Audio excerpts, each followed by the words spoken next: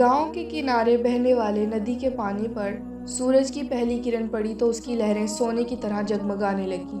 یہ وادی اپنے حسن اور سادگی کے لیے مشہور تھی، مگر یہاں کے لوگ غربت اور محرومی کی چکی میں پس رہے تھے۔ ان میں ایک نوجوان بھی تھا جس کا نام احمد تھا۔ احمد ایک درزی کا بیٹا تھا۔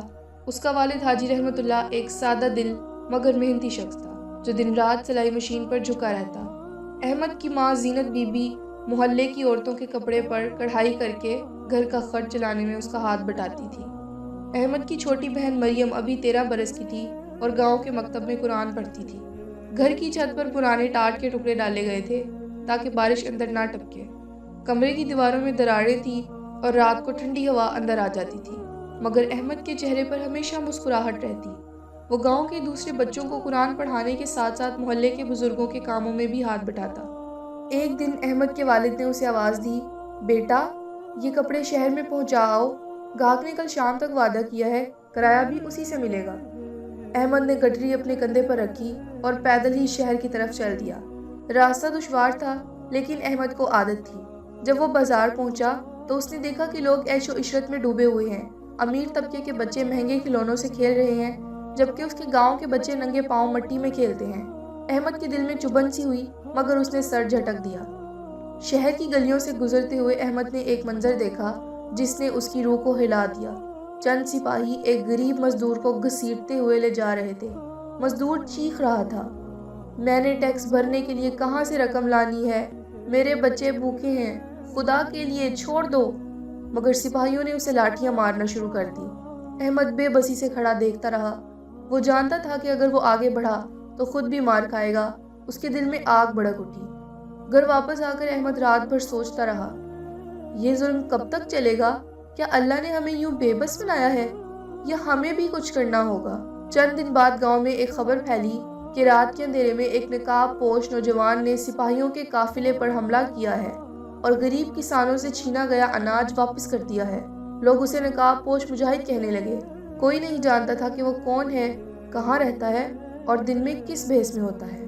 بوڑھے لوگ محفلوں میں اس کا ذکر کرتے، عورتیں بچوں کو اس کے قصے سناتی۔ گاؤں کے جوانوں کے دلوں میں ایک ولولہ جاگ اٹھا تھا۔ احمد بھی یہ قصے سنتا تو اس کا دل عجیب جوش سے بھر جاتا۔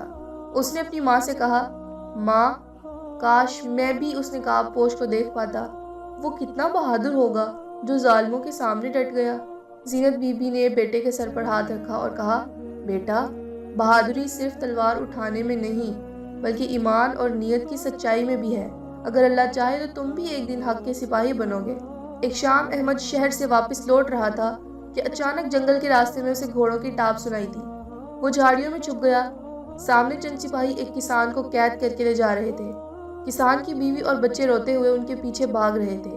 سپاہیوں کا سردار زور سے ہنسا، ٹیکس نہ دینے کی سزا یہی ہے، بادشاہ کا حکم ہے کہ سب کو سبق سکھاؤ۔ احمد کے دل میں طوفان برپا ہو گیا۔ وہ جانتا تھا کہ اکیلا کچھ نہیں کر سکتا، مگر تبھی ایک سایہ جنگل سے ابھرا۔ ایک لمبی کالی چادر میں لپٹا، چہرے پر نقاب پہنے، ہاتھ میں تلوار لیے، وہ نقاب پوش مجاہد تھا۔ اس نے ایک ہی وار میں سردار کا گھوڑا گرا دیا۔ باقی سپاہی گھبرا گئے۔ کسان اور اس کے بچے بھاگ کر جھاڑیوں میں چھپ گئے۔ چند لمحوں میں وہ مجاہد سب کو پسپا کر کے اندھیرے میں گم ہو گیا۔ احمد کی آنکھیں حیرت سے کھلی کی کھلی رہ گئیں۔ اس نے پہلی بار اپنی آنکھوں سے نقاب پوش مجاہد کو دیکھا تھا۔ اس رات احمد سو نہ سکا۔ وہ بار بار وہ منظر یاد کرتا۔ اس کے دل کی دھڑکن تیز ہو جاتی۔ وہ سوچتا، کیا میں بھی ایک دن ایسا بن سکتا ہوں کہ یہ نقاب پوش مجھے اپنا ساتھی بنا لے گا؟ اس نے عزم کیا کہ وہ علم حاصل کرے گا، اپنی طاقت بڑھائے گا اور مظلوموں کی مدد کے لیے تیار رہے گا۔ گاؤں کے پرانے مدرسے کے کتب خانے میں احمد اکثر بیٹھا رہنے لگا۔ وہ اسلامی تاریخ، بہادری کے قصے اور قرآن کی آیات پڑھتا۔ وہ روزانہ صبح ندی کے کنارے جا کر دوڑ لگاتا اور پتھروں پر چھلانگیں مارتا تاکہ اس کا جسم مضبوط ہو۔ مریم کبھی کبھی ہنستے ہوئے کہتی، بھائی جان آپ تو پہلوان بنتے جا رہے ہیں۔ احمد مسکرا کر جواب دیتا، نہیں مریم، پہلوان نہیں، ایک مجاہد۔ چند ماہ بعد ایک دن گاؤں میں پھر سپاہی آئے۔ وہ کسانوں کے گھروں سے اناج چھیننے لگے۔ احمد نے دور سے یہ سب دیکھا۔ گاؤں کے لوگ ڈرے ہوئے تھے، کوئی آگے بڑھنے کی جرات نہ کرتا۔ احمد کے دل نے کہا، یہ وقت ہے، اگر آج میں خاموش رہا تو کبھی چپ نہیں کر پاؤں گا، تو کبھی کچھ نہیں کر پاؤں گا۔ اس نے ایک ڈنڈا اٹھایا اور سپاہیوں کے سامنے آ کھڑا ہوا۔ سپاہی ہنسنے لگے۔ یہ لڑکا ہمیں روکے گا؟ مگر احمد نے پوری قوت سے ایک سپاہی کو زمین پر گرا دیا۔ باقی گھبرا گئے اور کسانوں کو چھوڑ کر پیچھے ہٹنے لگے۔ اتنے میں پھر وہی نقاب پوش نمودار ہوا۔ اس نے احمد کی طرف دیکھا جیسے اس کی بہادری کو پہچان لیا ہو۔ ساتھ مل کر دونوں نے سپاہیوں کو بھگا دیا۔ لڑائی ختم ہوئی تو نقاب پوش مجاہد خاموشی سے احمد کے قریب آیا۔ اس کی آواز بھاری مگر نرم تھی۔ شاباش نوجوان، تم نے آج اپنے خوف کو شکست دی ہے۔ کیا تم میرے ساتھ چلنے کو تیار ہو؟ احمد کی آنکھوں میں چمک آ گئی۔ جی ہاں، میں تیار ہوں۔ رات کے اندھیرے میں جنگل کی خاموشی کو صرف جھینگر کی آواز توڑ رہی تھی۔ نقاب پوش مجاہد احمد کو ساتھ لے کر ایک خفیہ راستے سے گزرا۔ وہ گھنے درختوں کے بیچ چھپے ایک پرانے کھنڈر تک پہنچے۔ اندر مشعلیں جل رہی تھیں۔ احمد نے حیرت سے دیکھا کہ یہ جگہ کسی چھوٹی سی پناہ گاہ کی طرح تھی۔ دیواروں پر پرانی تلواریں اور کمانیں لٹکی ہوئی تھیں۔ نقاب پوش نے کہا، یہی میرا مرکز ہے۔ یہاں سے میں ظالموں پر وار کرتا ہوں اور غریبوں کو ان کا حق لوٹا دیتا ہوں۔ احمد نے دل ہی دل میں سوچا کہ وہ کسی خواب کی دنیا میں ہے۔ پھر اس نے ہمت کر کے پوچھا، آپ کون ہیں؟ کیا میں آپ کا چہرہ دیکھ سکتا ہوں؟ نقاب پوش نے چند لمحے خاموشی اختیار کی، پھر دھیرے سے نقاب ہٹایا۔ احمد چونک اٹھا۔ وہ کوئی اجنبی نہیں بلکہ گاؤں کا پرانا مدرس کا استاد قاری سلیمان تھا۔ قاری سلیمان ایک وقت میں گاؤں کے مکتب میں بچوں کو قرآن پڑھاتے تھے، مگر جب بادشاہ کی سپاہیوں نے مکتب کو بند کر دیا اور علم کو دبانے کی کوشش کی تو وہ خاموش نہ بیٹھے۔ گاؤں والوں کو لگا تھا کہ وہ کہیں دور ہجرت کر گئے ہیں، مگر اصل میں وہ نقاب اوڑھ کر مظلوموں کے لیے لڑنے لگے تھے۔ احمد نے کہا، قاری صاحب، آپ ہی نقاب پوش ہیں۔ آپ نے یہ سب کس طرح کیا؟ قاری سلیمان نے جواب دیا، بیٹا، ظلم کے مقابلے کے لیے صرف ہتھیار نہیں بلکہ ایمان کی طاقت اور حکمت کی ضرورت ہوتی ہے۔ میں نے علم کے ساتھ ساتھ فن حرب بھی سیکھا تھا۔ اب وقت ہے کہ یہ سب تمہیں سکھاؤں۔ اگلی صبح سے احمد کی نئی زندگی شروع ہو گئی۔ قاری سلیمان نے اسے تیر اندازی، تلوار چلانے اور چھاپا مار جنگ کے طریقے سکھانے شروع کیے۔ احمد دن کو عام گاؤں کے لڑکوں کی طرح رہتا، مگر رات کو خفیہ طور پر تربیت کرتا۔ ایک رات قاری سلیمان نے مشعل بجاتے ہوئے کہا، احمد، یاد رکھو، اصل مجاہد وہ ہے جو اپنے نفس پر قابو پائے۔ اگر تم غصے یا شہرت کے لیے لڑو گے تو اللہ کی مدد نہیں ملے گی۔ تمہیں صرف عدل اور مظلوموں کی خاطر اٹھنا ہوگا۔ احمد نے سر جھکا کر کہا، میں وعدہ کرتا ہوں کہ میرا ہر قدم صرف اللہ کی رضا کے لیے ہوگا۔ اسی دوران بادشاہ کا نیا گورنر علاقے میں تعینات ہوا، ایک ظالم اور لالچی شخص جس کا نام ملک کمال تھا۔ اس نے ٹیکس دگنا کر دیا اور جو کسان نہ دے سکے ان کی بیوی بچوں کو قید کر لیا۔ گاؤں والوں پر مایوسی چھا گئی۔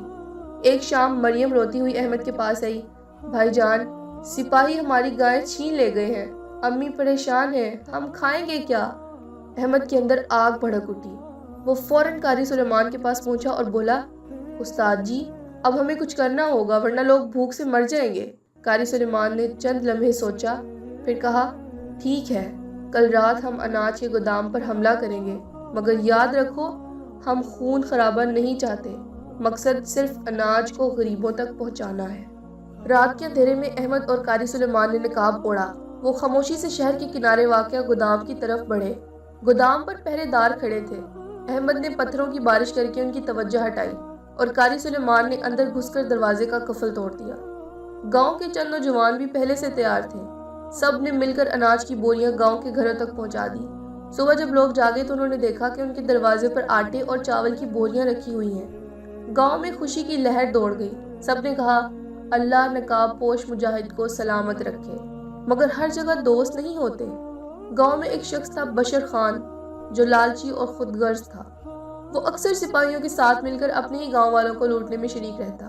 جب اس نے نقاب پوش کی سرگرمیوں کے بارے میں سنا تو دل ہی دل میں جل گیا۔ اگر میں نے اس کا راز بادشاہ کو بتایا تو مجھے انعام ملے گا۔ چنانچہ بشر خان نے چھپ کر نقاب پوش کا پیچھا کرنا شروع کر دیا۔ ایک رات احمد اور قاری سلیمان ایک اور چھاپا مار کارروائی کے بعد واپس آ رہے تھے کہ بشر خان نے دور سے ان کی جھلک دیکھ لی۔ اگرچہ وہ چہرے نہیں پہچان سکا، مگر اس نے اندازہ لگا لیا کہ گاؤں کا کوئی نوجوان اس نقاب پوش مجاہد کے ساتھ ہے۔ اگلی صبح وہ سیدھا ملک کمال کے قلعے پہنچا اور کہا، جناب، نقاب پوش مجاہد کوئی باہر کا نہیں، یہ آپ کے علاقے کا ہی شخص ہے۔ میں نے اپنی آنکھوں سے دیکھا ہے۔ اگر آپ مجھے موقع دیں تو میں اسے آپ کے جال میں پھنسا سکتا ہوں۔ ملک کمال نے ہنستے ہوئے کہا، بہت خوب، اگر تم نے یہ کارنامہ انجام دیا تو سونے کی تھیلی تمہاری ہوگی۔ ادھر گاؤں کے لوگ نقاب پوش کے کارناموں سے خوش تھے، مگر احمد کے دل میں ایک انجانا سا خوف بیٹھ گیا تھا۔ وہ جانتا تھا کہ دشمن اب اور زیادہ چوکس ہے۔ ایک رات اس نے قاری سلیمان سے کہا، استاد جی، اگر ہمارا راز کھل گیا تو؟ قاری سلیمان نے پورا اعتماد لہجے میں کہا، بیٹا، راز ہمیشہ کھلنے کے قریب ہوتا ہے، مگر اصل سوال یہ ہے کہ جب وقت آئے گا تو تم ثابت قدم رہو گے یا ڈر جاؤ گے؟ احمد نے سر اٹھا کر کہا، میں کبھی نہیں ڈروں گا۔ چند دن بعد خبر ملی کہ سپاہی ایک قافلہ لے کر جا رہے ہیں، جس میں گاؤں کے 20 نوجوان زبردستی مزدوری کے لیے شہر بھیجے جا رہے ہیں۔ احمد کا خون کھول اٹھا۔ وہ قاری سلیمان کے ساتھ اس قافلے پر حملہ کرنے نکل پڑا۔ لڑائی سخت ہوئی، سپاہیوں نے پورے زور سے مقابلہ کیا۔ احمد نے پہلی بار اپنی تلوار سے دشمن کو زخمی کیا۔ اس کے دل پر بوجھ سا آیا، مگر قاری سلیمان نے کہا، یہ لڑائی تمہاری مرضی سے نہیں، ظلم کے خلاف ہے۔ یاد رکھو، اگر آج ہی سپاہی بچ گئے تو کل سینکڑوں گھروں کے چراغ بجھا دیں گے۔ بالآخر قافلہ آزاد ہو گیا، نوجوان اپنے گھروں کو لوٹ آئے، مگر لڑائی میں قاری سلیمان کے بازو پر گہرا زخم آیا۔ احمد نے ان کے زخم پر پٹی باندھتے ہوئے کہا، استاد جی، اب آگے کیا ہوگا؟ قاری سلیمان نے کمزور مگر پرعزم لہجے میں کہا، احمد، اب وقت آ گیا ہے کہ تم بھی تنہا میدان میں اترنے کے قابل بنو۔ ملک کمال کے دربار میں شمعیں روشن تھی اور سپاہیوں کی قطاریں کھڑی تھی۔ بشر خان بڑے غرور سے آگے بڑھا اور بولا، جناب، میں نے نقاب پوش مجاہد کے متعلق خبر دی ہے۔ وہ گاؤں کا ہی کوئی نوجوان ہے اور اس کا ساتھی بھی یہی کا ہے۔ اگر آپ چاہیں تو میں انہیں جال میں پھنسا سکتا ہوں۔ ملک کمال نے کہا، اور تم یہ کیسے کرو گے؟ بشر خان نے عیاری سے جواب دیا، گاؤں میں عزت دار آدمی مانا جاتا ہوں، میں ان کے قریب ہونے کی کوشش کروں گا۔ جیسے ہی موقع ملا آپ کے سپاہی چھاپا مار کر انہیں پکڑ لیں۔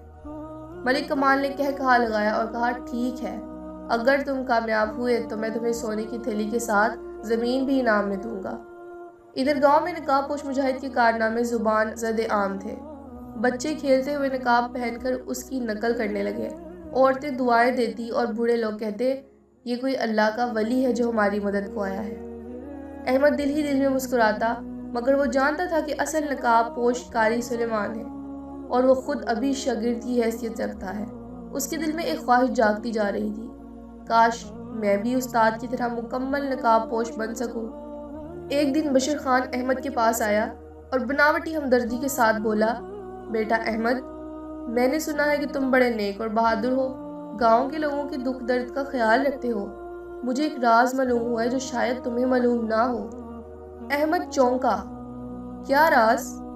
بشر خان قریب آ کر سرگوشی میں بولا، میں جانتا ہوں کہ نقاب پوش کون ہے، مگر ڈرو مت، میں تمہارے ساتھ ہوں۔ اگر تم چاہو تو ہم مل کر اس کی مدد کر سکتے ہیں۔ احمد نے محتاط لہجے میں کہا، تمہیں ہی کیسے پتہ چلا؟ بشر خان نے دھوکے سے ہنس کر کہا، میں نے اپنی آنکھوں سے دیکھا ہے، کل رات سپاہی گاؤں کے اناج خانے پر حملہ کرنے والے ہیں۔ اگر ہم نقاب پوش کو اطلاع دیں تو وہ بر وقت پہنچ کر انہیں روک سکتا ہے۔ احمد کے دل میں شک پیدا ہوا، مگر بشر خان کے بات کرنے کا انداز اتنا چالاک تھا کہ وہ دھوکہ پہچان نہ سکا۔ اگلی رات احمد نے قاری سلیمان کو اطلاع دی، استاد جی، سپاہی اناج خانے پر حملہ کرنے والے ہیں، ہمیں وہاں پہنچنا ہوگا۔ قاری سلیمان نے غور سے اس کی بات سنی اور کہا، کیا تمہیں یہ خبر پختہ ملی ہے؟ احمد نے جواب دیا، جی، بشر خان نے مجھے بتایا ہے۔ یہ سنتے ہی قاری سلیمان کے چہرے پر سائے سے چھا گئے۔ احمد، بشر خان پر کبھی بھروسہ نہ کرنا، وہ خود غرض اور لالچی آدمی ہے، مگر اب چونکہ خبر ملی ہے، ہمیں جا کر دیکھنا ہی ہوگا۔ رات کے اندھیرے میں دونوں نقاب اوڑھ کر اناج خانے کی طرف بڑھے، مگر جیسے ہی وہ وہاں پہنچے، اچانک چاروں طرف سے مشلیں جل اٹھیں اور سپاہیوں نے انہیں گھیر لیا۔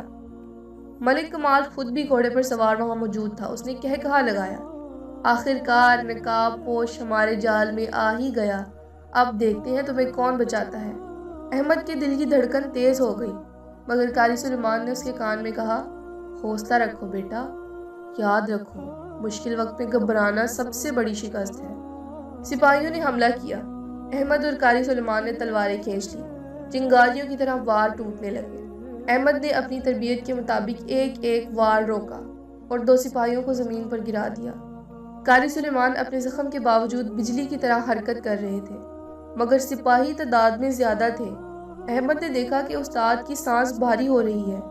اسی لمحے گاؤں کے چند نوجوان جو خاموشی سے ان کا پیچھا کر رہے تھے اچانک نکل آئے۔ وہ ڈنڈے اور لاٹھیاں لیے تھے۔ انہوں نے شور مچایا، اللہ اکبر، نقاب پوش زندہ باد!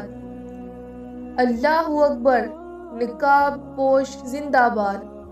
سپاہی گھبرا گئے۔ لڑائی مزید شدید ہو گئی۔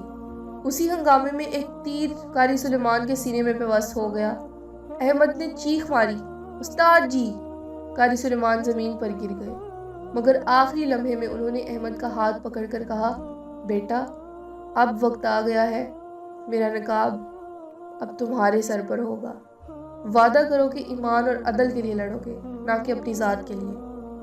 احمد کی آنکھوں سے آنسو بہنے لگے۔ میں وعدہ کرتا ہوں استاد جی۔ قاری سلیمان نے مسکرا کر آنکھیں بند کر لی۔ ان کا جسم ساکت ہو گیا۔ احمد نے ان کے چہرے سے نقاب اٹھایا اور اپنے چہرے پر باندھ لیا۔ اس لمحے اسے یوں لگا جیسے ایک نئی طاقت اس کے اندر اتر گئی ہو۔ وہ للکار کر بولا،